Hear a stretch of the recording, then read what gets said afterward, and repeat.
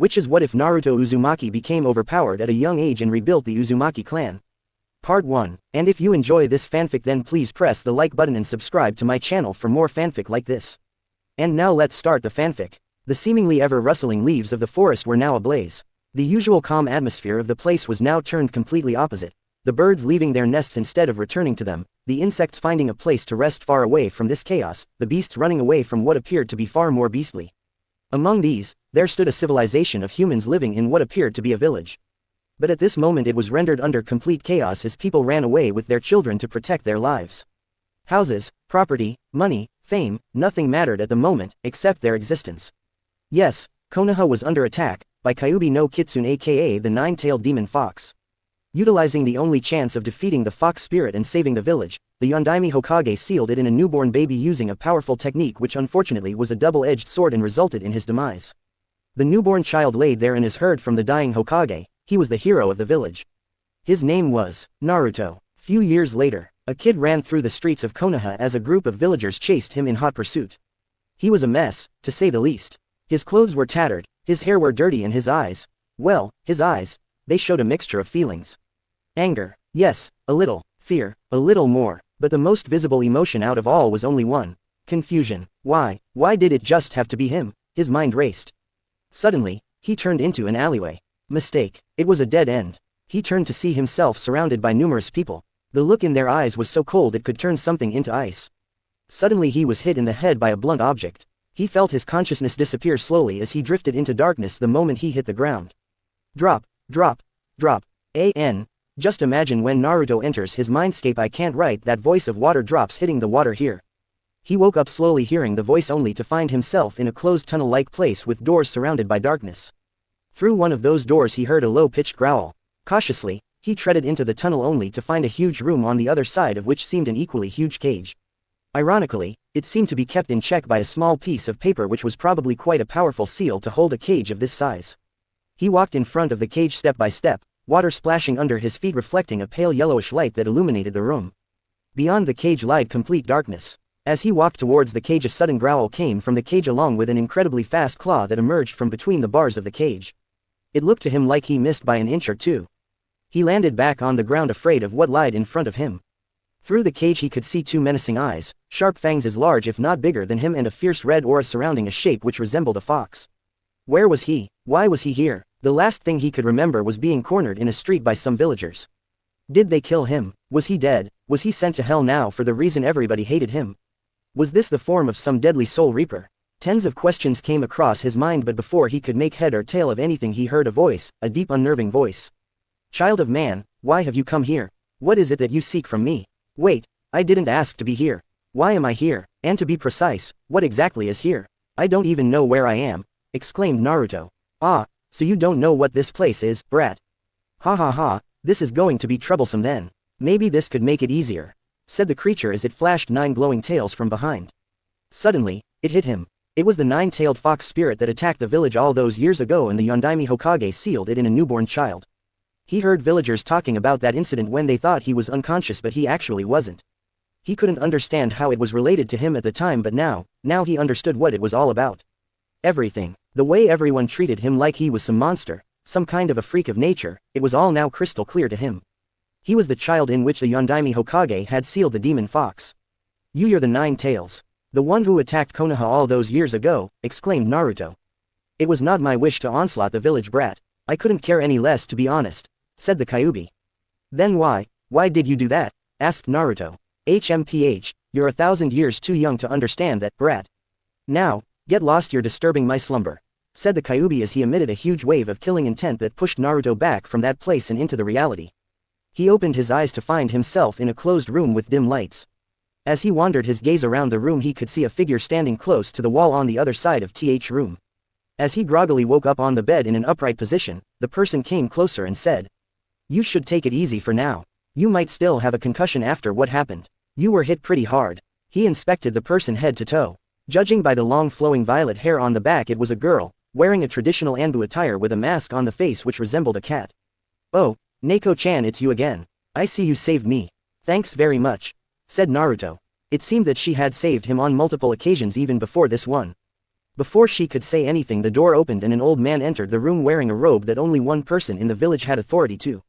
He was the Sandaime Hokage of the Leaf Village. "Greetings, your service," said the woman as she kneeled on one leg and bowed her head. "Ah, Neko-chan, I suppose you saved our Naruto-kun yet again. You have my regards," said the Hokage politely. "You humble me, Hokage-sama. It was my duty and nothing more," said the Anbu agent. Slightly nodding in acknowledgement, he walked towards Naruto. "What happened out there, my boy? Can you explain the situation which led to you in this state?" asked the Hokage nicely. Remembering the situation, a lump formed in his throat, but he had decided that he would be strong and not cry unnecessarily. He exhaled a deep breath. The Anbu were trained to be heartless so that they can think clearly in a mission, but watching a young kid being ostracized by the whole community made the woman standing beside clench her fist in anger as well as sadness. He started explaining slowly, "I was out to buy some food and groceries for this month. When I was heading back home, somebody caught me from behind and then threw me in an alleyway. I don't know if people saw it or not, but nobody came to help. I was frightened, so I ran away as fast as I could. But I stumbled upon a dead end when a few people attacked me. Next I knew, I was here," finished Naruto. He looked as if he could start sobbing any minute now, but he put up a brave face. Hearing this, the Hokage was infuriated. Those damn civilians, not leaving a single chance to spare this boy. "Neko-chan, I want to hear the scenario from your perspective. What exactly happened there?" asked the Hokage, which sounded almost like an order. "Hokage-sama, I was on my way to submit my report regarding my last mission.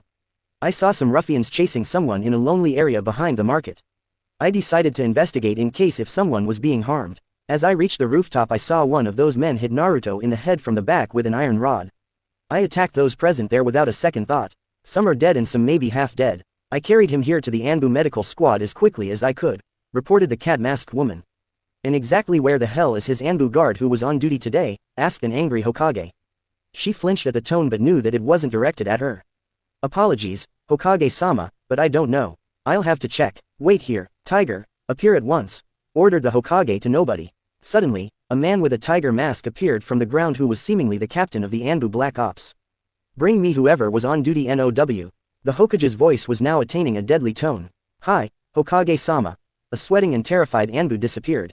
The Hokage saw a bag full of groceries lying near the bed. "Maybe Neko carried it with Naruto here. If you don't mind, may I look at the handbag, Naruto?" he asked. Naruto shrugged in affirmation. When he took a closer look at the handbag, the Hokage found that almost all of it contained instant ramen. "Not that I'm stopping you from eating whatever you like, my boy, but you should take care of your health by eating different nutritious foods. You'll fall ill if you eat the same thing regularly," told the old man with a concerned look on his face. "It's not that I don't know that, but the problem is that all other foods are out of my budget. The only thing that I can eat and can buy is ramen. Old man Tsuki at Ichiraku's gives it to me at a normal price. He even offers me food sometimes when all my budget is over and I'm hungry," said Naruto. "Wait, that isn't possible. I give him enough money so that he can live a normal life, unless," thought the Hokage. "Naruto, can you tell me how much a pack of bread or a bottle of milk costs you?" asked the Hokage. Let's see. 250 ryo for the bread and 300 for the milk," told Naruto. "What?" exclaimed the two voices as even the Anbu woman couldn't keep her surprise in check. "Yes, but I get instant ramen for 10 ryo a pack, which is quite cheap, so I can eat a lot," grinned Naruto. "Damn those villagers, they are overcharging him for no reason whatsoever," thought the Hokage. In the meantime, the captain brought along the one who was responsible for guard duty, whose mask looked like a wolf. "Would you care to explain what happened, or should I have you thrown out right now?" exclaimed the Hokage. "Apologies, Hokage-sama, I was on guard duty as usual, but I saw someone attack the boy from shadows with kunai and shuriken. I was able to deflect the attack, but the intruder engaged me. I was able to defeat him, but he managed to escape. After that, I tried to find the boy, but he was nowhere in sight. I've been looking for him until Captain San relayed me that you summoned me immediately," reported the man. "So not only civilians but ninja are also involved in these attacks. Damn, this is worse than I thought," the Hokage thought. "Okay, now listen to me carefully. Tiger, you are to investigate all of the surviving attackers and the ninja who engaged Wolf. Wolf, you are to investigate all the shops who sell overpriced goods to him. Should any of them resist, drop them to Ibiki. Finally, Neko, you are to drop Naruto home safely and be on guard duty for the rest of the day," ordered the Hokage. "Hi, Hokage-sama," all three of them said as Tiger and Wolf shunshined body flicker technique away. Naruto was about to go to his home but decided to tell the Hokage something instead. "I know," he blurted out. "What do you mean you know? What are you talking about?" asked the Hokage. "Now I know why everyone hates me. Why I'm treated like I'm a nobody? Why I'm always being punished? The reason why, I'm an outcast, said Naruto. Both of the adults were completely shocked. It's because the demon fox spirit that threatened the village years ago was sealed within me by the Yondaime Hokage, isn't it? Asked Naruto. But how did you know this, Naruto? I forbade anyone and everyone to talk about this matter as a decree, said Hokage. Naruto slapped himself mentally. He couldn't just say that he met the fox inside his mind. To cover up, he said a quite convincing lie. Well, when I was being chased, one of the men said that he'd kill the demon fox before it kills everybody. And it wasn't tough to deduce after that. Everybody knows that years ago on that day the fourth Hokage sealed it in a newborn child. That'd be me then, said Naruto. Damn those stupid villagers, I didn't think that they'd stoop this low, thought the Hokage. Neko-chan, you wait here. I have to talk to Naruto in private, said the Hokage as he took Naruto by hand and guided him towards his chamber. He placed a privacy seal there so that nobody could interrupt or eavesdrop their conversation. So Naruto, now that you know this, what do you intend to do, my boy? Asked the Hokage politely. I won't be scared of them no matter what they do. One day I will become Hokage and then everybody will respect me like they respect you, said Naruto bravely. Hehe, and here I thought I'll have to counsel you. Now that I know you're not going to do anything reckless, I suggest you start some basic training for self-defense purposes. Here, I'll lend you some of my old scrolls one used when I was a child, said Sandaime Hokage. Naruto's eyes could be seen glimmering anime style as the scrolls were handed to him from some old cupboard. Arigato, Gigi, thanked Naruto as the old man could be seen smiling due to the fact that the boy considered him as family. He summoned Neko and then both of them left the place. It seems that this place is not safe anymore for the kid alone. I'm sorry, Yondaime Hokage, for I have failed you until now. But I will not repeat my mistake. I have to find someone who can protect as well as train him. And there is one person that's perfectly suited for the job, a smirk forming across his face as he thought. Through the windows, rays of sunlight shone upon a bed as dawn emerged. Usually, a young blonde child is seen here wearing night clothes and a wallen-like cap, holding his pillow tightly as if it was the last thing he could hold on to in this uncaring world. But today, well, the bed was empty. Instead, he could be seen lying on the floor in a deep sleep with a drool hanging around the corner of his mouth. Around him numerous scrolls could be seen open, showing that he was training the past few days regularly day and night. Probably fell asleep then and there from exhaustion. As the light rays hit his eyes, he started to wake up. Why ya, what time is it? When did I fall asleep? He yawned as he sat upright. The clock on his bedside table showed the time to be 9:20 a.m. Guess I overslept. I have to go train again, so I better get ready super fast, said Naruto as he got up to do his morning routine. At Hokage's office, the Sandaime Hokage was seated at his place working on the only thing that didn't ever seem to end regardless of how much or how fast he tried to complete it. Paperwork. And it was filled with all sorts of crap. To his nuisance, many were directed upon Naruto. These included locking him in a cage, dropping him in the forest, and some even went as far as to have him shut up for good or disposed somewhere anonymously. He would have immediately sent Anbu to retrieve these people, but ironically, these were applications under false name and details not to reveal their true identity. The applications named to the Hokage were always sent to him as a rule so that no corruption on the lower levels can take place or that any information might not be sabotaged. At the moment, there was nothing he could do about it. Being a Hokage is far more boring than it looks like. Well, by miracle, if something interesting happens, he might be relieved of this even for a short while. Suddenly, he heard sounds outside his office. Wait please, we can't let you in without his permission. Sorry Abu, crash, Sandaime Hokage is working at the moment. Please don't thud. The door of his office flung open and there stood the person he had contacted just a few days ago. He could also see one other person standing behind, and the two Anbu guards who were supposed to keep watch at the gate could be seen piled up on one another, crashed at the wall. You better have a good goddamn reason for calling me here, Sarutobi-sensei, came a voice from the far end. I was expecting you soon. Although I didn't expect you to be this excited being here, Tsunade, he smirked. The person walking towards him could be seen as a lady appearing to be in mid-30s with silky flowing light blonde hair with two braids behind her head. She had a pretty face with dark brown eyes and her lips so pink you couldn't tell if it was lip gloss. In addition to that, a rhombus-shaped mark on her forehead made her look a lot more cuter. She wore a gray-colored kimono-type sleeveless blouse and a waistband which matched her pants, on top of which was a loose green-colored haori. To other people, especially men, however, the most distinguishable feature of hers was two very large-sized curves on her chest, between which a green necklace was kept in place from both sides and hanging from her neck. Hell, few men wished for God to reincarnate them as that necklace in their next life. This was one of the legendary Sannin, Queen of Slugs, granddaughter of Shippuden Hokage and a master of medical ninjutsu, who also happens to be one of Sandaime's students, Lady Tsunade. She took a seat in front of the Hokage while the person behind her closed the door and stood behind her seat. She was a younger woman in comparison who appeared to be in early 20s. She had jet black hair which covered her ears and reached up to neck length, and her eyes were as black as her hair. She wore a full-sleeved black kimono. She held a plump pig in her folded arms which was Tsunade's pet. Her name was Shizune and she was Tsunade's apprentice as well as assistant. The name of the pet was Taunton. He motioned for the Anbu in his office of leave and they complied, after which he raised up a privacy seal. "What's up with the suspense? Spill it out already," asked an impatient Tsunade. "What I'm about to ask you is a favor, Tsunade. It is more personal than professional, you could say," explained the Hokage. "You know about the child that saved the village on that night, I suppose," he said. "Yeah, what about him?" She arched her brows as she asked. "Apparently, many of the villagers still bear a grudge against him. He has faced many hardships, from being overcharged for goods to being beaten badly. I placed Anbu for his protection, but it seems that it is not quite enough now. I was negligent over this before and I realize my fault. I cannot change the past, but I must make amends for the future," he explained. Her heart skipped a beat upon hearing about the boy, but still she kept her composure and asked him, although she knew which direction the conversation was going into. "And what role do I have in this matter, if I may ask?" "I need you to take the boy away from this place for some time so that he can train properly and is able to protect himself when the time comes. Given his state, sooner or later there surely will be people after him for the power he possesses," he explained. "What, do I look like a babysitter to you? Why don't you ask somebody else to do it?" she said as she turned her head and folded her hands. "Tsunade, that boy has never experienced the love and care of a family. As Hokage there is very little I can do for him myself. And in my eyes there is no one more qualified to train him outside of the village," he said. "What about the council and the elders?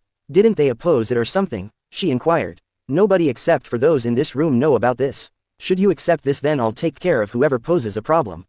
I'm the Hokage, for Kami's sake I don't have to listen to every blabbering mouth," he finished.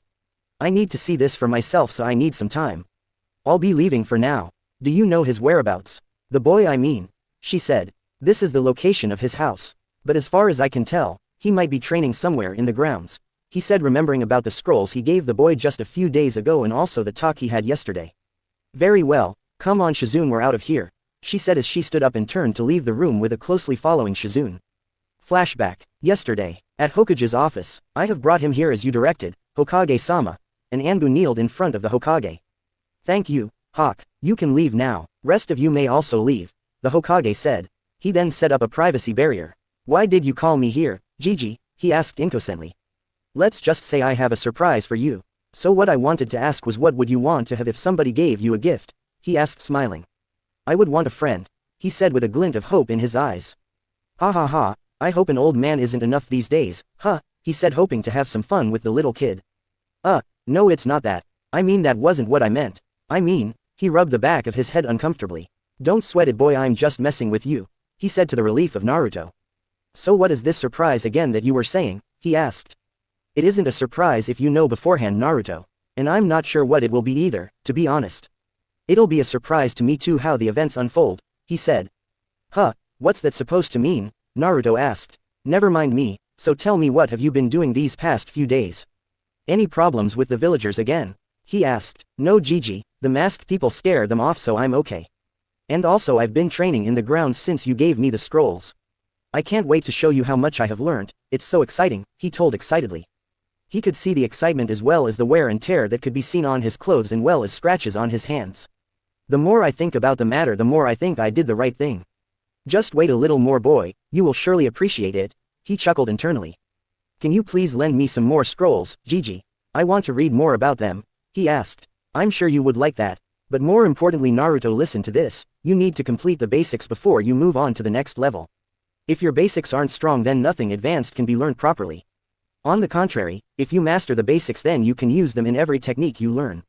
Think of them as the foundation upon which a great monument stands strong," the Hokage explained. "Oh, now I understand. I will master the basics as soon as I can," said Naruto, giving his signature grin. "Very well then, Naruto, I think I'll have to get back to work. Good luck on your training," he said. "Okay, later, Gigi. See ya," said Naruto as he stormed off excitedly for probably another round of training. Somewhere outside the village, "I can't believe I have to go back to that village again. And on top of that, I don't even know the reason I'm going there. I swear if the old man doesn't give me a good reason to have me summoned there, I'll make sure he regrets it every day of his life." The blonde lady said. "Please calm down, Lady Tsunade. Hokage-sama must have a good reason to call you. And we'll reach it by tomorrow morning, so there's no need to worry, we have to be just a little more patient, said her assistant, trying to calm her down.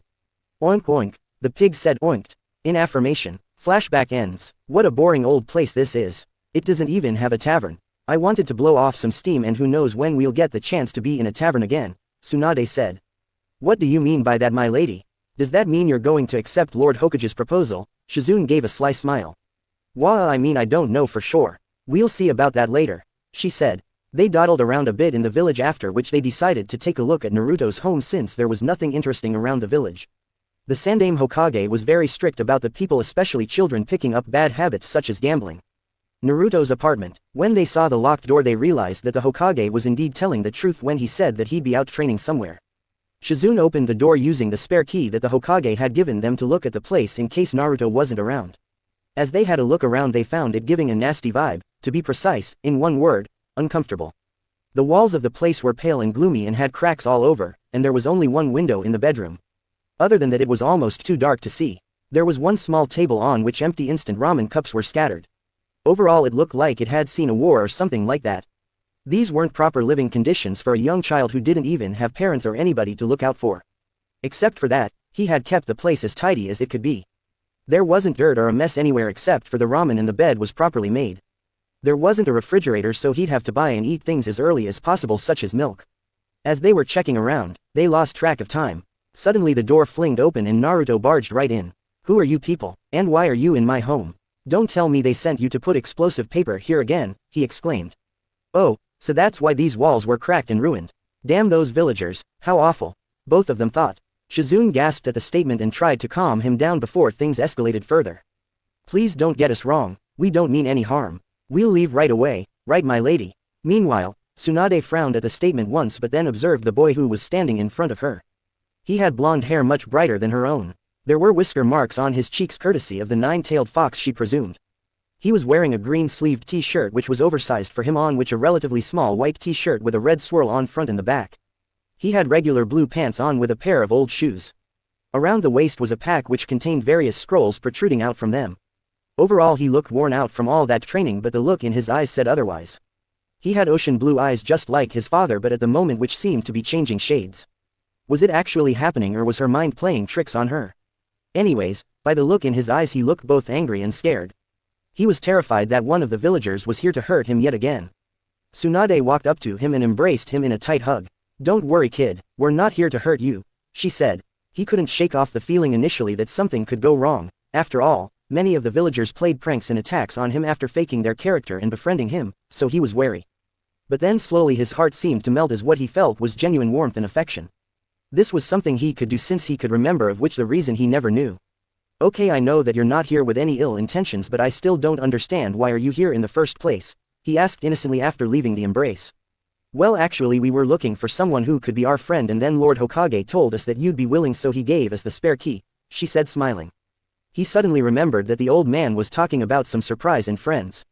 Maybe this was it, he was talking about them. Suddenly his face lit up with newfound energy and he asked them. Yes, definitely. Would you like to be my friend? He asked. Of course. Now let me introduce myself. My name is Tsunade. And let me introduce my companions too. This is Shizune and this is my pet Tonton, she said. Nice to meet you. Shizune faltered. Naruto. My name is Naruto Uzumaki, Dadbeo, he exclaimed. Haha, nice to meet you Naruto, said Shizune. Oink oink, said Tonton. Nice to meet you all. This is the first time I've talked to somebody except for the old man.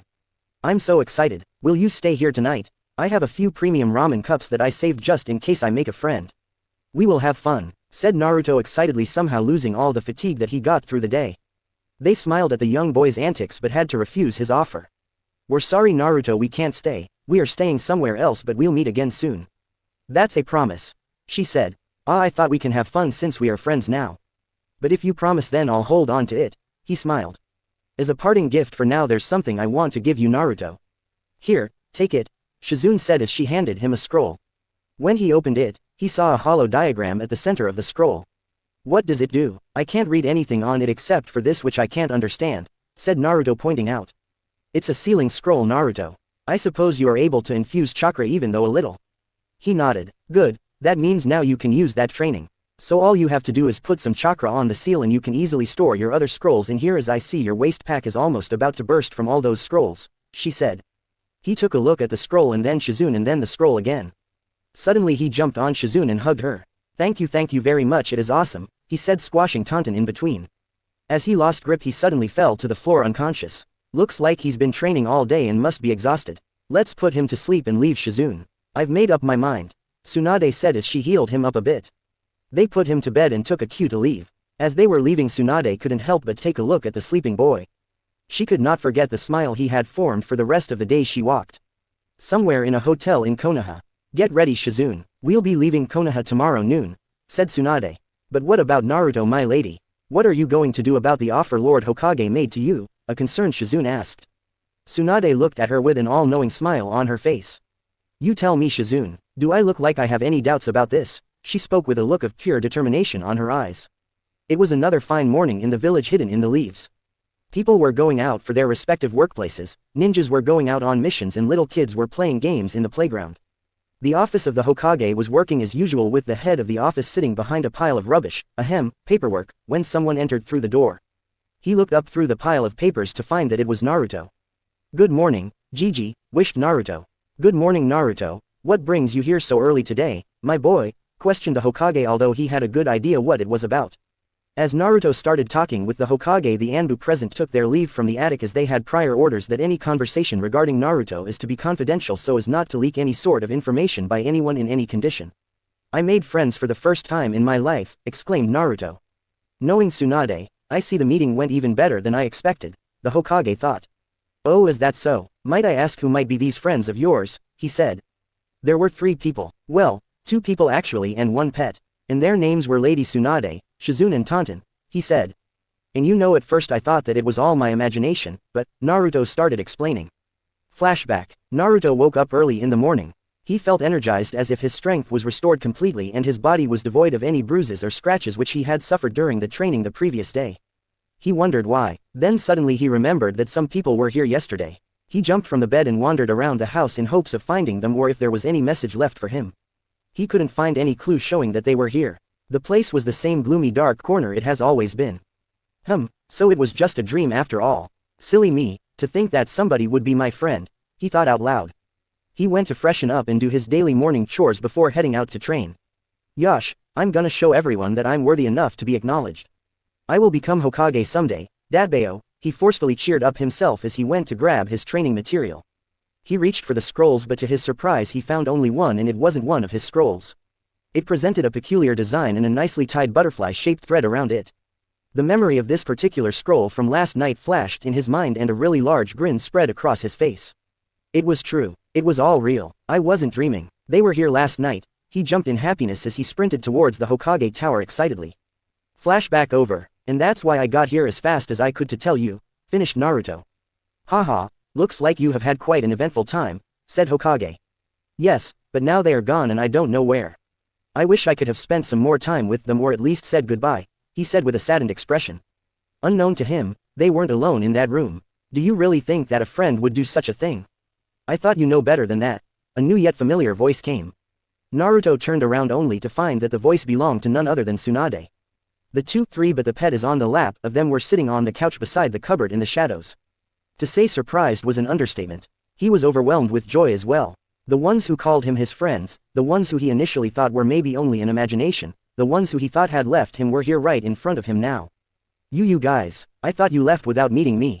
But I'm so happy that I was wrong. Naruto started wiping the tears forming in his eyes. The 2 of them could not help but smile at the boy's actions. They expected him, as the Hokage told them the first thing in the morning he was going to do was come here. A little surprise was in queue after that. So this was the surprise you were talking about, Gigi. It was one of the best I've had in my life. Thank you very much, said Naruto. Yes, but actually, the Hokage tried to say, but was instantly overshadowed by Naruto's constant load of talk that he dumped upon his friends out of overexcitement. So now what can we do today? I can show you around if you like. We can go to Ichiraku's ramen, he has the best in the entire village. If we can spare time, maybe we can do a little training too and you can help me. I know you are ninjas since you gave me this storage scroll. Quote, as he blabbered on he was cut off by Tsunade. She walked up to him along with Shizune. Naruto, shut up and listen to me, she ordered. He was a bit taken aback by the change of behavior but still complied. "We are going to be leaving Konoha today itself, Naruto. No time to be roaming around," she said. He was disappointed at the sudden revelation and felt a lump forming in his throat. He expected them to spend a little more time with him before parting ways. "It's okay, I understand. You must also have some work that you have to do. I'm happy that at least I will be able to say goodbye," he said. Before anyone could say any further, the Hokage intervened to complete his previous statement. "I'm afraid that you've got it wrong, Naruto. Meeting them was not the surprise I was talking about. You can say it was a part of it but not the actual one," he said. "What do you mean, old man Hokage? I can't understand any of it." He tilted his head and grazed his hair at the back of his head with a confused look. He then saw the faces of the people on the other side of the room who were also smiling, which confused him even more. "What I mean is that the surprise is yet to be given to you. Just think of meeting them before now as a bonus," Hokage said. "Great, if this was a bonus, the real one will be awesome, I just know it. Now come on, tell me or I'll die of the excitement before I even hear it," said Naruto. The group chuckled at the restlessness of the boy. "Ahem, I think that it's better if your friends reveal it to you themselves," he said, although he wanted to disclose it himself to see the child's soon-to-be happy face. Naruto turned towards the other members in the room with glittering eyes. "You, Naruto, are invited to go on a journey with us outside the village," Tsunade told him. Silence. It was something he couldn't process that quickly and easily in his mind. Sure, he thought that the surprise would be good, hell, it would be great. But his expectations were a bit different. Maybe they'll take him to a restaurant for dinner and play with him when they come back next time. Or they'll give him another cool thing such as that storage scroll they gave him before they go. But this was beyond his farthest expectations to a great degree due to many reasons. First, he wasn't allowed anywhere outside the village due to any reason because of who he was. Moreover, they just became friends with him. Why would they want to risk themselves with him and take his responsibility? It didn't make sense at all. He just couldn't let his hopes up yet. There has to be some kind of reason that the people of this village will give to make him stay here. He tried to be optimistic, but the truth was that the fear inside him couldn't help but always think of the negative outcomes that always occurred to him. "What happened, Naruto? Do you want to go with them or not?" asked the Hokage. "But Gigi, what about the rule that I'm not allowed to go outside the village?" he turned and asked with hesitation. "Don't worry about it even for a second. I'm the Hokage, I make the rules and I'll make sure that nobody gets in your way of whatever you wish to do at this point. Besides, that rule was because of the need of your protection. You might not know it yet, but these people here are quite strong and are more than capable of ensuring your safety. This is your decision alone. Should you accept their offer, there is nobody that would interfere with it," he assured. He turned and looked at Tsunade in the eyes. There was no doubt or hesitation in that decision which her eyes showed. It was a solemn look with a slight smile that filled his heart with affection. He ran and jumped into her arms, clutching tightly onto her clothes, and started crying. Tsunade wasn't expecting such an emotional outbreak in the kid. She thought that he'll happily just agree to go with her. She looked down to have a clear look at him. Naruto was letting out all of his emotions in the form of tears. He never had any parents to take care of him. He had never experienced what it was like to have someone to take care of you. Sure, the Hokage was keeping an eye out for him, but there was only so much he could do for him by himself. It made this invitation far more comforting to him than it would have. Now he could have people with him. In addition to that, he won't be pestered by those villagers as long as he's away, and he was sure that nobody would care either way. They'd be glad to get rid of him. She held him close and let him cry all out until he calmed down. She guessed the reply quite well from the reaction but had to confirm. "So what will it be? Do you want to come with us?" she asked. He wiped out his tears and replied, "There's nothing more in the world that I would want right now," with a really huge grin on his face. "This is the best ever surprise you or anyone has ever gave me. Arigato, Gigi," he told the Hokage as he went to hug him lightly. "You have no idea how much weight your words lift up from my heart, my child," the Hokage thought. "Don't mention it, Naruto, it's the least I could do for you," he said, smiling. The group on the other side nodded their heads with a content smile. It was all good to go now. Now that it's settled, you'll be leaving at noon. So there's not much time before you have to get going. I suggest you get back at your place and pack up your stuff, Naruto. I'll make all the arrangements. You have to be here in an hour and a half. Here is your next month's allowance, if you need anything specific before your trip," he said. Before anyone could say anything, the Hokage spoke with a serious tone. "All of you must know already, but this is something I have to tell you as it is my duty. The fact that you're going on a journey with Tsunade is to be kept a secret from anybody and everybody outside this room, from any of you. If anybody needs to know, it's only me who can disclose it. I hereby am announcing it to be an S-rank confidential information. Especially you, Naruto, have to remember this." He nodded his head and gulped. The Hokage was always nice to him, but if he spoke in this manner then it must be someone very important. Very well then, you may go now, he said. Scene break time skip. Naruto went straight to home and started preparing for his upcoming journey. He was excited and nervous at the same time, but wasn't afraid. After all, he wasn't alone now, which was the greatest change. He had people he could rely upon. He started packing all the things he would need for the journey. Backpack, check. Clothes, check. Toothbrush, check. Scrolls, check. Food, no check. He forgot ramen. He had only a few left since he ate a lot after he trained. He just had to get more of them. He had developed a habit of it and he just couldn't suddenly drop it. Although he'd miss Ichiraku's special, but still instant ramen would have to do. He ran out of his house at full speed. He was going to get all the ramen he could while keeping a fair amount left for later. All these times made him keep a track of his finances and not spend them unnecessarily. He also wanted to say goodbye to old man Tuki, but also remembered the promise made to Hokage not to tell anyone the details. Well, I'll figure a way out somehow, he thought. Scene break. Office of the Hokage. A conversation was going on between the teacher and student. Her assistant had gone to pack up their stuff. Although now it would seem that it was about to end. From today on, I give you the responsibility of raising this child Tsunade. I have far too many regrets that I can't redeem just yet. I feel as if I have failed the fourth until now. I'll be assigning this as an S-rank mission and also your pay will be sent accordingly. I have a feeling that this one mission will be crucial as it will play a huge role as to how the future of the Hidden Leaf Village will turn out to be. I leave the rest in your hands, the Hokage said. I fully understand that well, Sarutobi-sensei. I'll do the best that I can to protect and train him. I'll take my leave now with your permission. I'll see you later when we leave the village, she said. He nodded. She stood up and walked towards the door to leave, but not without saying one last thing. Also, I don't need that S-rank mission pay. For all I know I'd gamble it away like always. It would be better if you make a separate account for Naruto and deposit them into that. After all, this mission is about him, she said. He just chuckled in confirmation. She has become too indulged in bad activities and habits such as drinking and gambling after the loss of her loved ones and leaving the village. Maybe this is a good opportunity for her too to find someone she can live her life and care for, leaving those habits behind. I hope this journey turns out for the best of everyone, he thought as she left. Scene break time skip. As Naruto neared the ramen stall, he saw a duo of ninjas standing there. Their attire showed that they were chunin and considerably tired from the looks. He was in the range of hearing of their conversation. Man, it sure was a long mission. I'm starving like hell. Hey, don't bring that up now. We're in front of Ichiraku's ramen. This place is a paradise for food. We're gonna eat till night.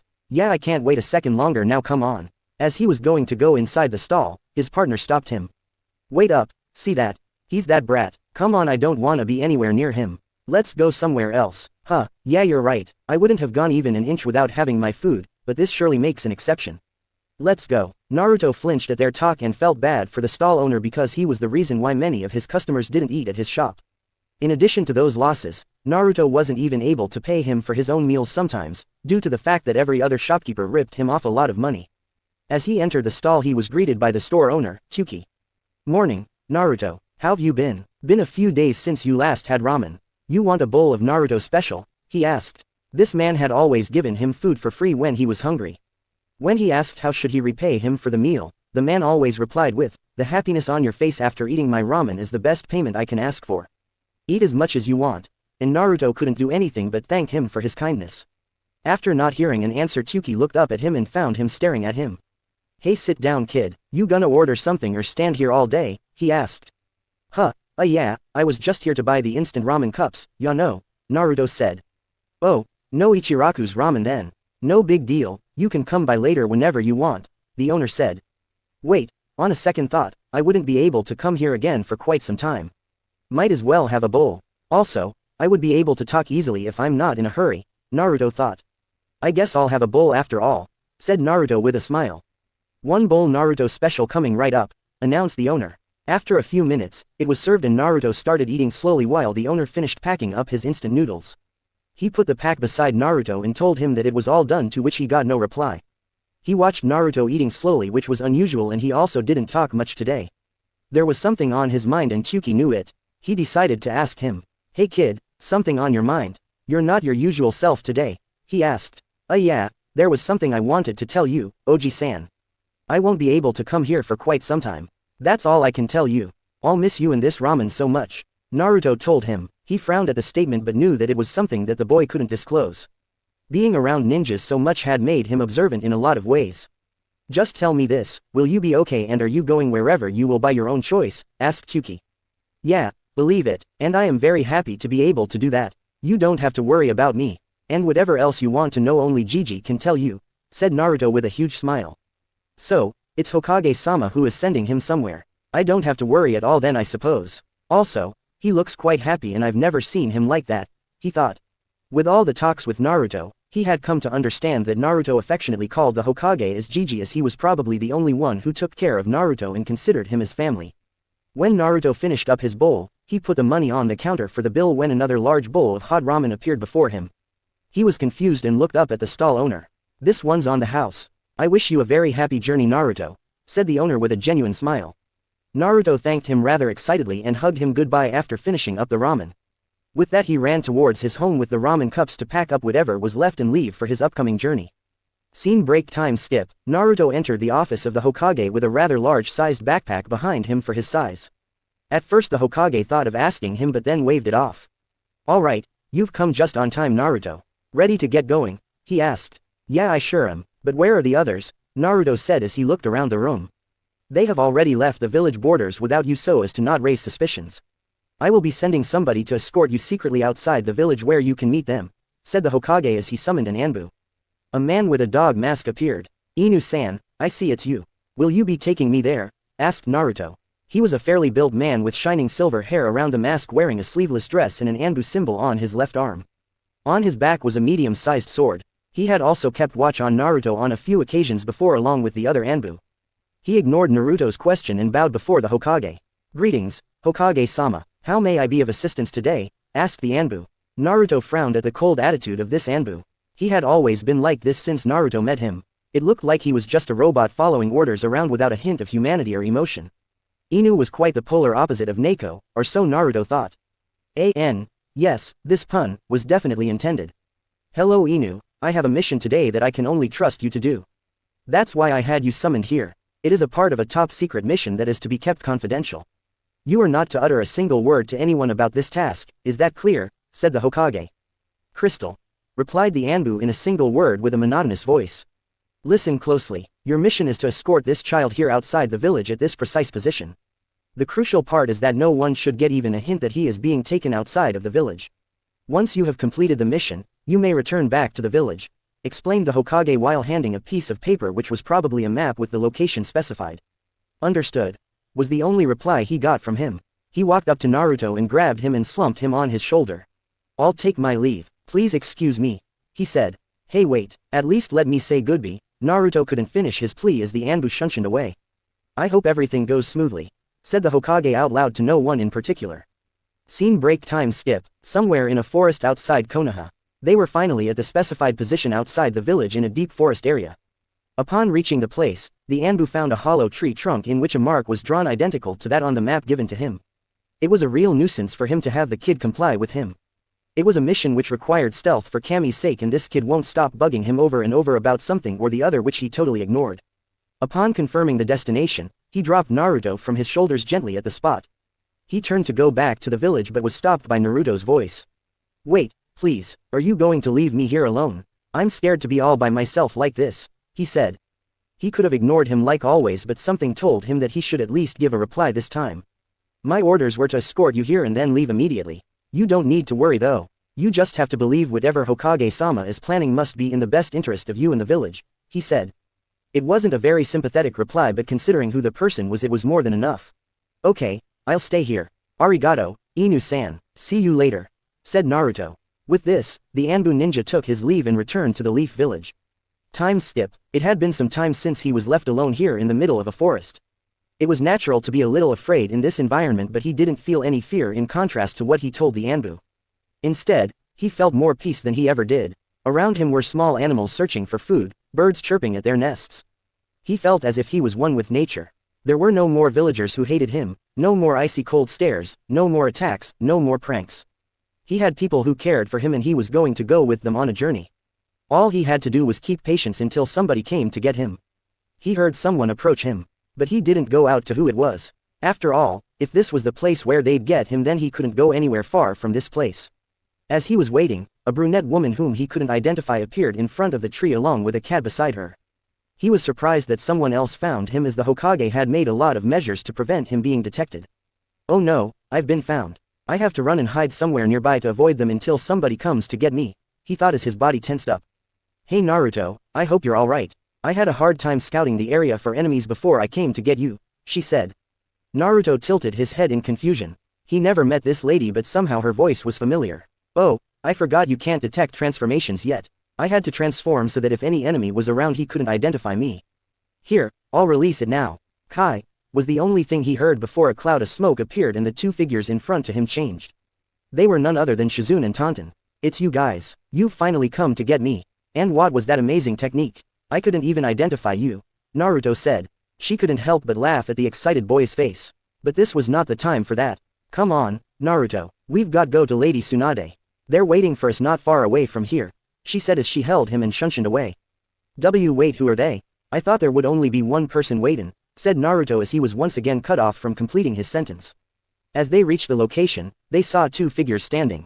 There was no delay in identifying both of them for Naruto. However, one was unexpected to be there, yet Naruto was happy he was.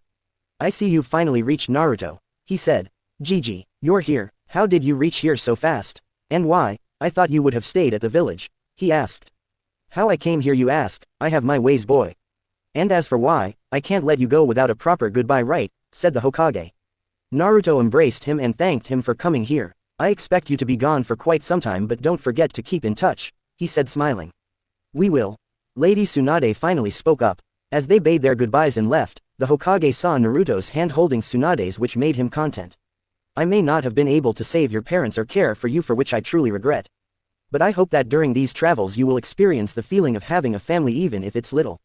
I wish you the very best, for your future as well as the future of Konoha, he thought. And me, well, I guess I'll just have to get back to paperwork, he said out loud in frustration. Scene break time skip. At Hokage's office. What the hell do you mean that the Nine-Tails brat has been sent out of the village somewhere? A feminine voice erupted. Yes, this is a very serious matter, Hiruzen. Call him back immediately. A similar masculine voice came.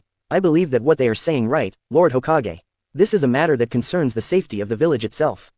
If not anything else, tell us where is his location so that we can send additional protection if required. This voice was calmer than the other two. Shut the hell up, each and every one of you, the Hokage said with a stern, commanding voice. All of them kept quiet after sensing that killing intent radiating off the annoyed old man. He calmed down after that. First of all, I'm the Hokage and nobody, including both of you, Koharu and Homura, can give me orders on what I should or should not do, said the Hokage looking at the former two with a harsh voice. And as for you, Danzo, I'm well aware of the situation and I have taken steps keeping in my mind the safety of the village first and foremost. I don't need to send any reinforcements for his protection. He is quite very well protected, he said. As for his location, it is a confidential information that I refrain from disclosing to anybody. So I don't want any of you asking for it, and also forbid you to talk about this matter to anyone else outside this room, he added. Both the counselors shuddered at his tone and anger. They nodded quickly, realizing it could turn bad for them. Danzo, on the other hand, was annoyed that something this important slipped by him and is now unable to get anything out of the Hokage either, but knew well that pushing it won't do him any good. He nodded to the Hokage reluctantly. Damn you, Hiruzen, you pulled a fast one on me. I won't forget this. I will know what you're planning sooner or later, he thought. With that, all of them left the office of the Hokage. The Hokage relaxed after being in that heated discussion for the last half an hour, which seemed like eternity. It all started after a few days of Naruto's departure, when someone tipped off Danzo that the Nine-Tails kid had disappeared from the village without a trace and the Hokage was somehow involved. Upon finding out, he informed both the counselors to have them force the Hokage to give out information or pull back his plan. After a long patient description of what should have made them understood about letting him handle things, they instead started shouting on him for acting up on his own. That was when he lost his patience and shut them up. Well, this was harder than I thought. Anyways, it's all over now. They won't disturb me again soon. I wonder what Naruto and the others would be doing, he thought as he started sorting out the paperwork again. It was another quiet day. Somewhere in a forest in the outskirts of Konoha lay a single person rested against the hollow bark of a tree from the inside. He remembered the time when he was here in this very tree quite a long time ago, when he set out for his journey. He was cherishing the peace that nature had bestowed upon the earth and all its creatures. Each creature having its own role to play in the eternal cycle of life. Plants and trees all around in the surrounding gave him a great sense of happiness and security. Why, he didn't know for sure. Maybe because he was born here. Or maybe because that he had traveled to so much places that being back made him euphoric. Or maybe because something inside him was different from the other people. No matter how long he sat there, he didn't want to leave the place, such was its calming effect. Although, his wish didn't come true as he sensed someone approach the place. His muscles tensed up a little subconsciously. It was just a reflex that occurred whenever someone unknown approached. He was taught to be cautious every time. Although this person wasn't unknown, his senses told him that the feeling it gave was familiar. He didn't have much time to guess as the figure reached the destination, which was exactly in front of the tree he was resting in. He took a good look at the person. It didn't take any time to realize now why the chakra felt familiar. The person was wearing the traditional Anbu attire with a long sword tied at the back with a face mask. The most distinguishable feature although was the long violet hair that flowed beside that cat-faced mask. "I'm here to retrieve you and escort you to the village," she said in the usual Anbu monotone. "Long time no see, Neko-chan. I missed you, but why this cold attitude?" the boy asked. "Why should I welcome you when you didn't even come to say goodbye? Do you know how worried I was at first until I approached Hokage-sama about your disappearance? I could only get little relief when he said that he sent you somewhere but still couldn't disclose any details," she said with a little emotion returning to her voice at the last statement. He could have almost seen her pouting if not for that mask. "Hehe, I'm sorry Neko-chan. But there wasn't much time given to me before I had to leave. And with all the secrecy, I couldn't wander about to find you without arousing suspicions," he explained. "Very well, I think I'll forgive you this time. But next time whenever something like this happens, you better tell me beforehand. And also, I missed you too," she said after contemplating for a second. "That's more like it. I think we should get going now or otherwise I'll get another scolding for being late. The others must have already reached before and must be waiting," he said. She smiled behind that mask at the boy because she was happy for him to be back. "Of course," was the only response. With that they set out in the direction of the village. Flashback. At Hokage's office. "You summoned me, Hokage-sama?" asked the Anbu. "Ah, Neko-chan. Yes, I have a mission for you," he said. "At your service," she said simply. "You are to escort someone back to the village. It is very important though that you bring him here undetected. You might be interested in who you're going to be bringing back," he said as she could see a very tiny smirk forming on his face. "I could have read the details in the mission folder, Hokage-sama, but if you are specifically bringing it up then he must be very important," she said with a slight confusion. "Maybe this will help a bit," he said as he took out a photo of the person and showed it to her. She couldn't help but gasp at the realization. He was being brought back to Konoha. After all this time, she had lots of questions regarding him but couldn't just jump at the Hokage with them. It was in the code of the shinobi not to question the motives or reasons regarding any mission. If anything, it applied even more to the Anbu Black Ops. He was the Hokage for Kami's sake, after all. Whatever he did was considered in the best interests of the village without any question. The Hokage observed her hesitation and smiled to make her more comfortable and gestured her to sit down. He went on to explain briefly how he had been sent on a journey to see the world. When asked who was with him, as if on cue, the Sannin along with her assistant entered the room. She was satisfied and happy that she'll get to see the boy again. Although, she did want to give him a good earful when she met him. Flashback ends. Finally, it feels so good to be back, he thought as they were on the way towards his home. Yup, it had been 3 years since he left the village to set out on a journey and now he was back. Naruto Uzumaki had returned to Konohagakure no Sato. Time skip. At Hokage's office. TCK. The clock ticked away loudly showing how silent the room was. The Anbu guards had already been sent away. The persons who were seated there had already exchanged greetings and were currently waiting for someone to arrive. Some were waiting calmly while someone was getting impatient. "Damn, where is that brat? He should have been here by now," she said. "Please calm down, my lady. He must be reaching anytime now," said Shizune. "She's right Ba-chan, you don't have to wait anymore." A new voice emerged. All of them looked towards the window behind and to the left of Hokage. As expected, Naruto was crouching on the window pane with a hand above his head as a friendly greeting gesture. Over the years in their travels, Naruto had become close to both of the women and the pet of course, so he affectionately called them as Ba-chan and Nei-chan. "Ohayou gozaimasu, Gigi, I missed you so much," said Naruto. "Ohayou, it's great to see you too, Naruto. It didn't seem as lively here without you, my boy," the Hokage chuckled. He jumped inside followed by the cat-masked Anbu. "Mission accomplished, Hokage-sama. No complications along the way. May I take leave now?" she asked. "Good work as always, Neko. And yes, you may leave. I'll sign the mission report later," he said. She bowed her head and disappeared using the body flicker technique. Turning to Naruto, the Hokage took a closer look at him now that he was standing in front of him. He was no longer the little boy like the Hokage remembered him. His attire and personality had changed considerably. He wore an orange jacket over a white t-shirt with black jeans and sandals. On his waist was a pouch which contained all the ninja gear. A medium-sized bag hung on his back strapped on his shoulders. His posture was upright and with a gleam on his face which reflected confidence. The only things which remained the same to his pleasure were his blonde hair, blue eyes, whiskers on his cheek and especially the trademark grin on his face. "How has your journey been? I know you've been sending me letters time to time but still I'd like to hear it face to face.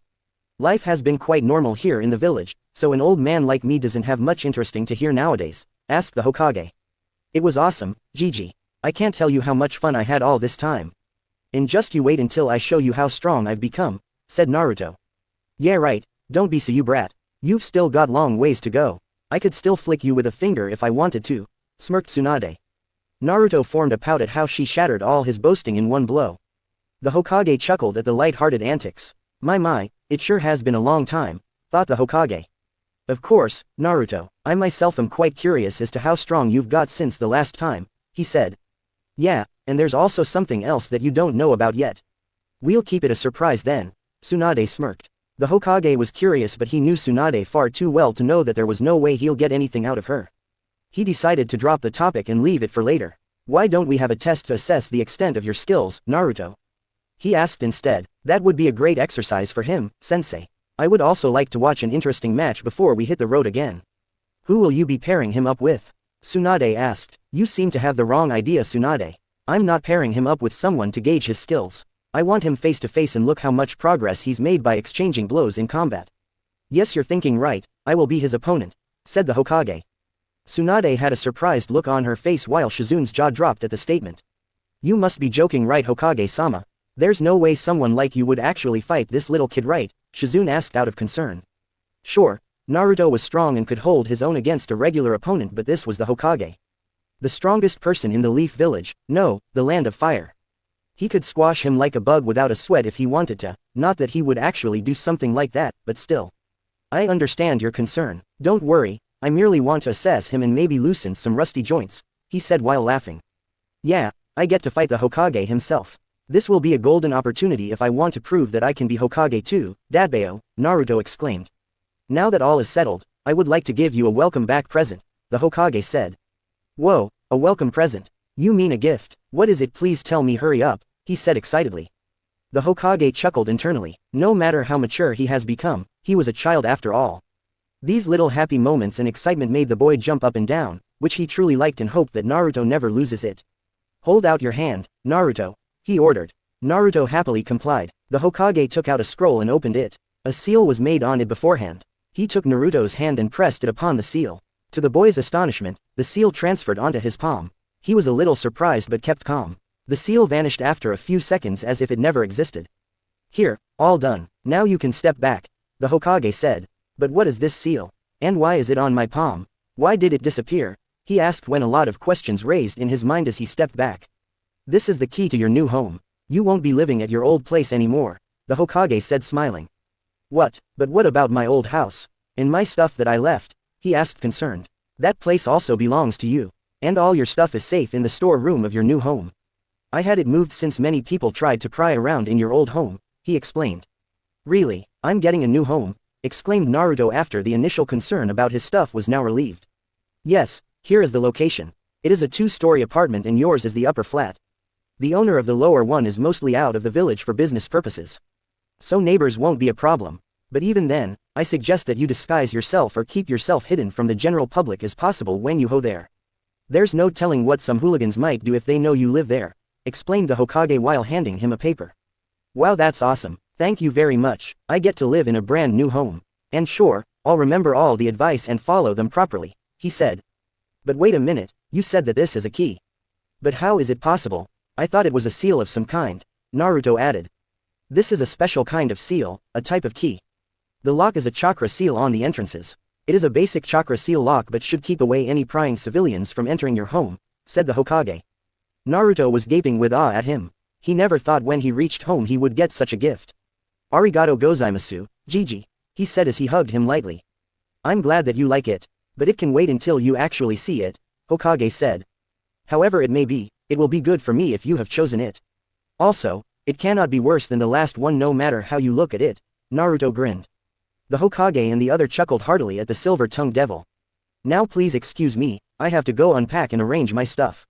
I have to prepare for the match tomorrow. What time should I be there? Naruto asked. I guess 7 in the morning would be a good time. I have to be at the office afterwards for some paperwork, the Hokage told him and dropped his head out of exasperation. Understood. I'll be on time, Naruto said as he approached the window to leave. I forgot to tell you, but there's one thing in this village I missed even more than you, Gigi, Naruto added as he jumped on the window pane. Huh, what is it? The Hokage asked curiously. They could see the outline of his smirk as he was facing towards outside the window ready to leave. The one and only, Ichiraku's ramen, said Naruto as he took off. Only laughter could be heard in the office afterwards. Scene break and time skip. Naruto was going through the streets of Konoha disguised as another person. He decided against directly going to the ramen shop as he had the luggage on him. First he would drop the stuff at his home, brand new home, and then head there. He arrived at the location. It wasn't very far from the center of the village like his last one, but not very close to it too, which was good, since it would be more peaceful. It was exactly like the Hokage had described. 2 floors in the small apartment with a stairway at the left side around the back corner. The front door of the ground floor was locked, as expected. Good, no annoying neighbors, he could even train without getting complaints from under the floor. He reached the stairway and entered the building after carefully looking around for anyone watching him. After reaching the top, he found only one door which had a basic design and pure white color. Good, the last thing he wanted was flashy appearances around to get unwanted attraction. The only peculiar thing was a rectangular metal plate above the handle instead of the lock that lied below it. He figured that it would be the chakra lock that the Hokage had told him about. He pressed his palm upon the metal plate and felt a little tinge in his palm. The seal glowed for a second and then the door unlocked. He wondered at how the mechanism worked but dropped the thought away for the time being. He opened the door to enter the house, no, his new home. He was quite impressed at the first glance of the interior. It was nothing like the old shabby dump where he used to live. On the contrary, it gave a bright feeling to the heart. The design was plain and simple on the inside as it was on the outside, nothing fancy, not that he needed it. At the doorstep, a shoe rack laid on the corner.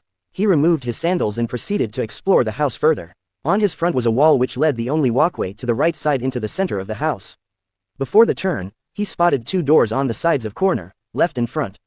He peeked through the door on the left to find one small store room which was half occupied with his old stuff.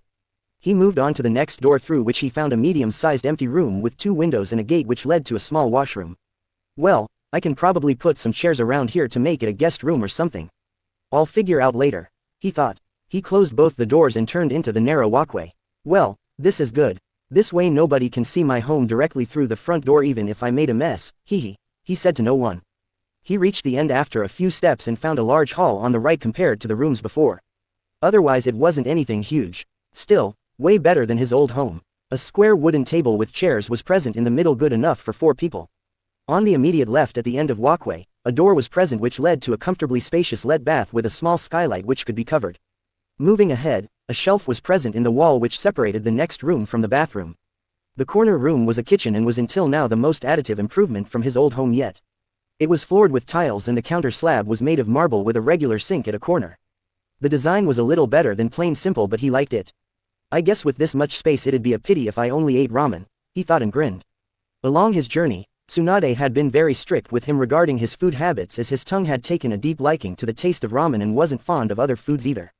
He remembered the time when he first had to part with his longtime companion instant ramen not much later after his journey had begun. Flashback. The trio, yes, I'm not going to specify the pet every time, had set up camp for the night somewhere in a clearing in the forest. They had lit a fire and the dinner was almost ready. Naruto began to rummage around his baggage and pulled out instant ramen cups. Shizune giggled at the boy's attachment to the savory. Tsunade, on the other hand, was a little uncomfortable that he had brought so much of the stuff but decided to let it go for now. We just left the village. Maybe he'll get over it soon. It's not like someone can live on ramen alone, right, she thought. Time skip, a few days later. The group was walking in a town looking for a decent restaurant which had quality food but not unnecessary ambience and stuff as they were costly. A ninja must utilize his resources in hand to the fullest no matter what the situation may be, was a rule that nobody had officially quoted but was originated from common sense, duh. After a long search, they found one good enough. They were about to enter but Naruto had other plans. I'm going to head for the ramen shop there.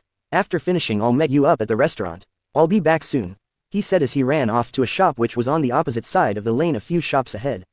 It won't be as good as Ichiraku's, but better than nothing. Here I come, he thought. Tsunade was annoyed at the gesture and a ticked mark appeared on her forehead anime style. He was about to go and give him a piece of her mind but Shizune managed to calm her down somehow. Although this was the last time he walked off this easy, as in the next incident what happened changed his perspective of the nice old lady forever. Time skip, before leaving the town they had to stock up on their supplies. Shizune left Tsunade at the hotel as Naruto insisted on going shopping with her. Seeing no harm they let him go with her. An hour later, the duo returned but what Tsunade saw shocked her completely. Shizune carried a bag of groceries with Tauntaun but Naruto had a sack of it, double his own size. And further to her shock it was filled with instant ramen cups all over. Angry? No, she was more like, enraged. What is this Shizune? Care to explain? She asked. Sorry my lady, but he insisted that he loved ramen and that he wouldn't get any during his travels so we buy many at once. I tried to reason but he's stubborn, she said. Take this and return it right now, Gio. She ordered. Wait a minute, this ramen, Naruto interjected. Tsunade flinged her hand at him and grabbed him by the collar. Listen here you brat, I've been tolerating this since many days but this is the limit, she shouted full of fury. Both Naruto and Shizune froze at their places. Tsunade noticed that. What the hell are you waiting around for? Didn't I tell you to do something? She said. Shizune nodded quickly and rushed off picking up the sack as fast as she could. No wait, my ramen, Naruto started once again. She lifted him up in the same position and pressed him against the wall. You still don't have enough hate, Sasuke. Style, just a little less violent, lol. Listen here and keep your mouth shut. You can't live off ramen alone. You are a growing child and your body needs proper nutrition. If you want to gain strength you will have to eat properly. This way you won't be able to build up normal strength, let alone be stronger. I don't know how you have managed to stay on that for it be such an obsession, but now I won't allow it. Until you are under my care, you will have to listen to each and everything I say regardless of whatever the heck it is. You may eat the ramen occasionally but you will eat a proper nutritional diet from now on like everybody else. Now, is that clear? She asked with an angry frown. Naruto had never faced such a situation in his life before. The Hokage was always nice to him. The villagers were a different story, they wanted him to suffer so they humiliated him.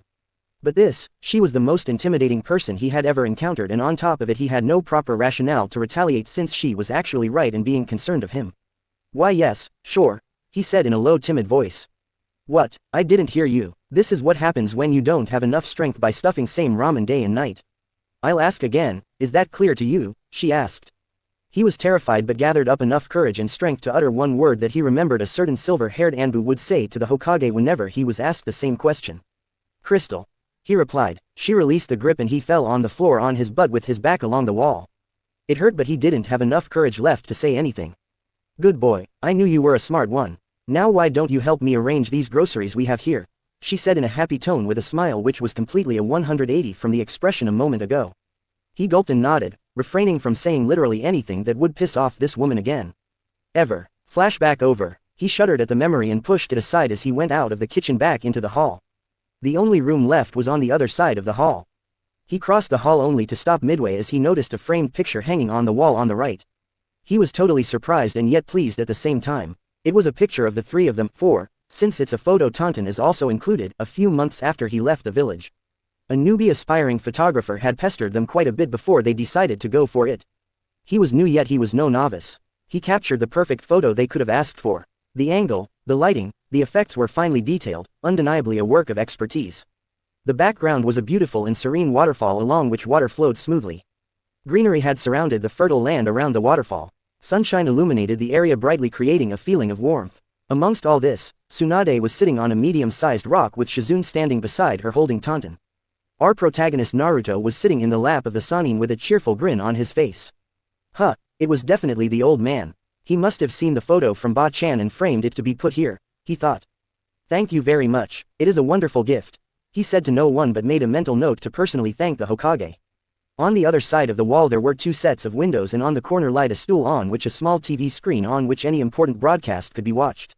Additionally he could also play videos by using VHS. This was installed not to entertain Naruto but keeping in mind that he would have to re-watch certain moves or techniques from time to imprint them in his memory.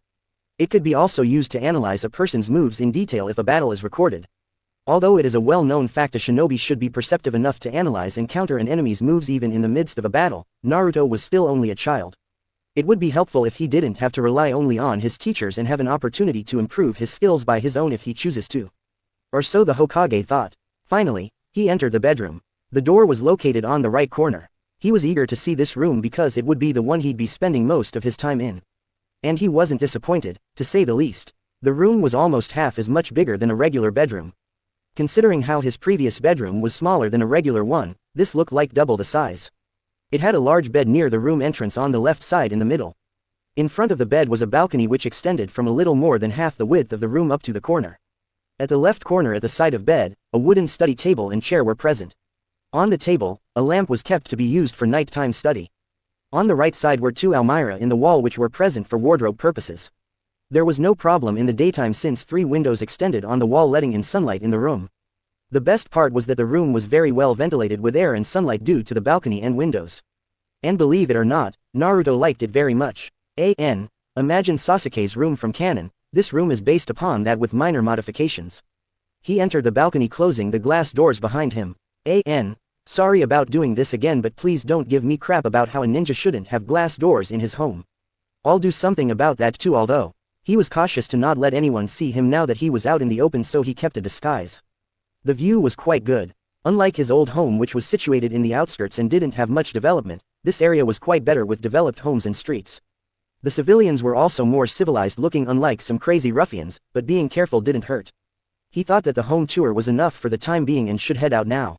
So he turned back to open the glass doors, but to his surprise they were locked and he couldn't open them. He tried the same with the windows out of hurry, but they were locked too. After a few unsuccessful attempts, he decided to break the glass and have it repaired afterwards. This wasn't the ideal method, but there was no other option. He punched the glass hoping to crack it enough to let him inside. Instead, he was shocked to have his fist hit something like a solid wall. He tried again only to find his attempts futile. Before he could use any other means using force, he saw a metal plate which resembled the same one at the door. He pressed his palm upon the plate and surprisingly the door unlocked.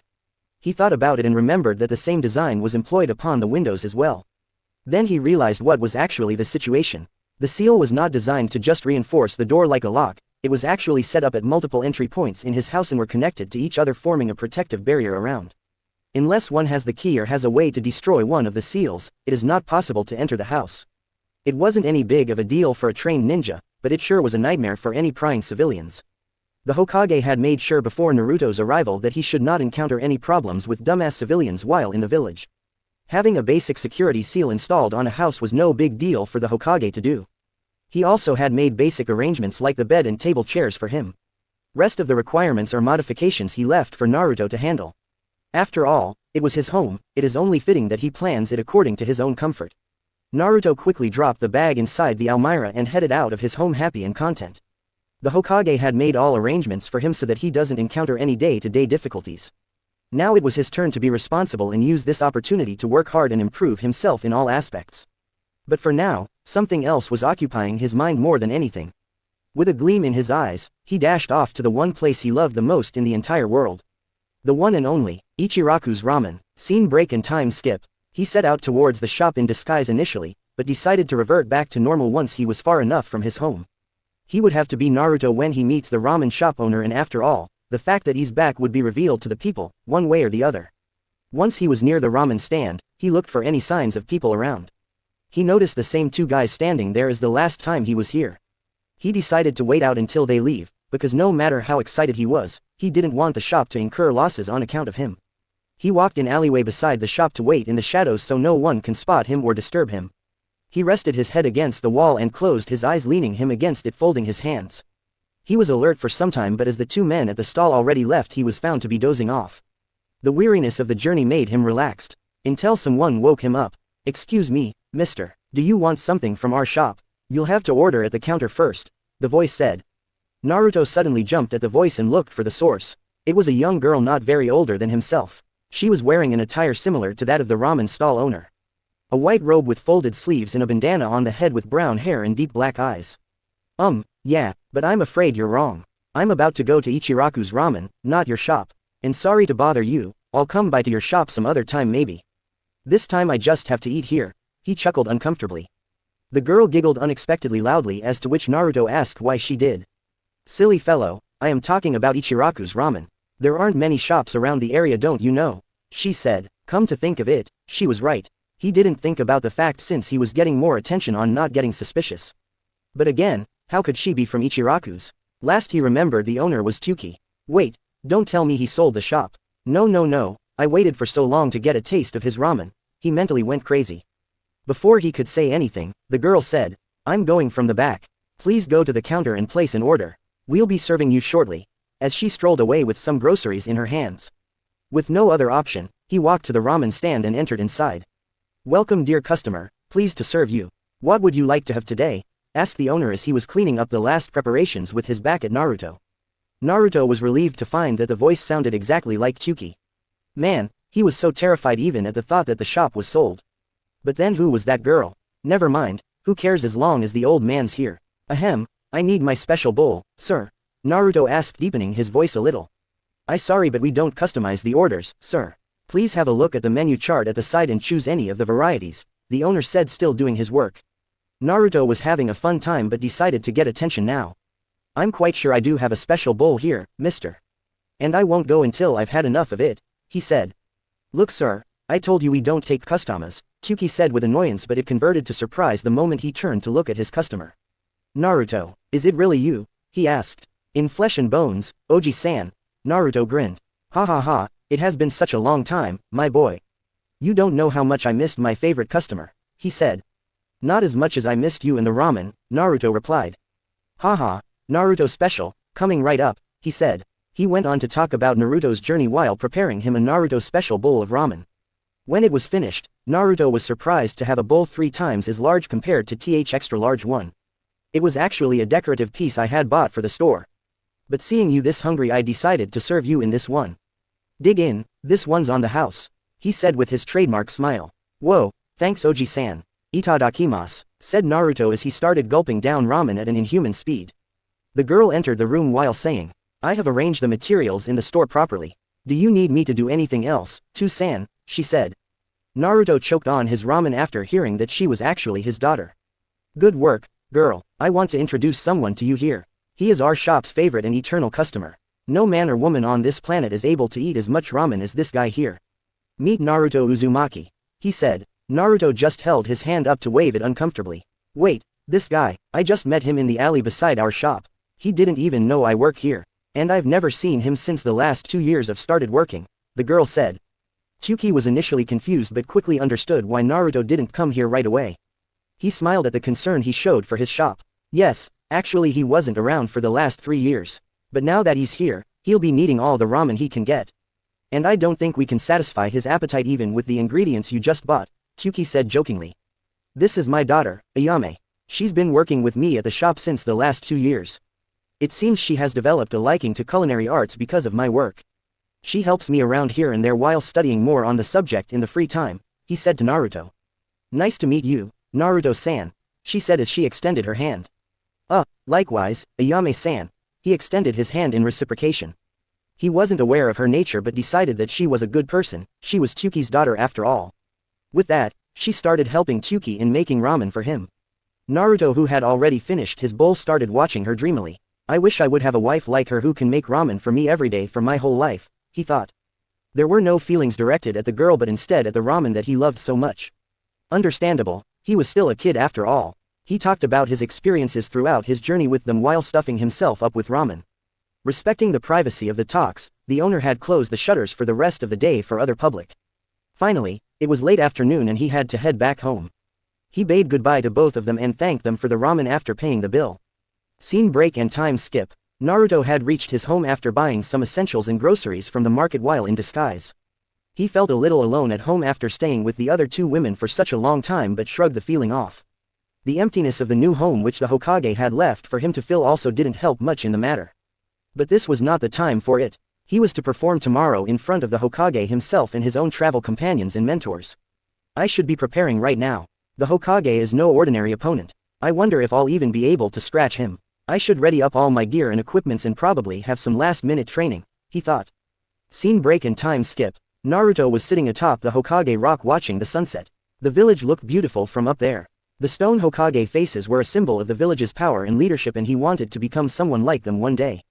Specifically, like the 4th Hokage on whose Hokage monument he was resting upon. He had learned quite a lot about all the Hokage during his journey from the Sannin and the 4th Hokage was the one who impressed him the most. Reason, he didn't just know why. Maybe it was because he single-handedly turned a war in his favor, or maybe because he took up the title at such a young age. He was also feeling a little emotional while watching the pleasing sight of the sun turning crimson from bright yellow forming a bright orange glow at the center. The colors ring a bell. Mom, Dad, I never knew who you were. But I hope you're watching me from up there and will keep doing so forever. I will achieve my dream of becoming Hokage and be respected by everyone. I wish I could have just got to know even if a little bit. Don't worry although, I'll never let little things like this get in my way. I will make you proud, and that's a promise. He thought as tears flowed down his face.